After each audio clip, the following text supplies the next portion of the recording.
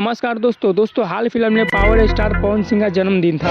और दोस्तों power star Pawan Singh अपना जन्मदिन काफ़ी ज़्यादा धूमधाम से और काफ़ी ज़्यादा अच्छा से मनाया है। लेकिन दोस्तों मैं आज की इस वीडियो में दिखाने वाला हूं कि पावर स्टार पवन सिंह के जन्मदिन पर पावर स्टार लोगों को क्या खाना खिलाए थे। दोस्तों ऐसा माना जाता है कि पावर स्टार पवन सिंह का जन्मदिन लखनऊ के 7 स्टार होटल में हुआ था।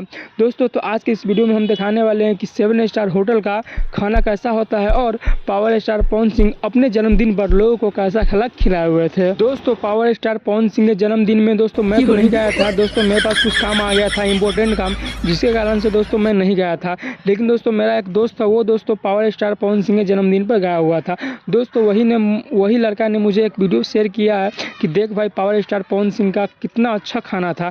दोस्तों आप लोग यह वीडियो देखिए। और दोस्तों अगर आप लोगों को वीडियो अच्छा लगे तो प्लीज़ दोस्तों मेरे चैनल को सब्सक्राइब कर दीजिएगा और वीडियो को लाइक कर दीजिएगा। यहाँ का क्या कुछ व्यवस्था है, हर चीज़ अवेलेबल है यहाँ पे, चिकन मटन हर चीज़ जो आपको खाना है, सादा खाना, नॉनवेज खाना, वेज खाना सब ठीक है।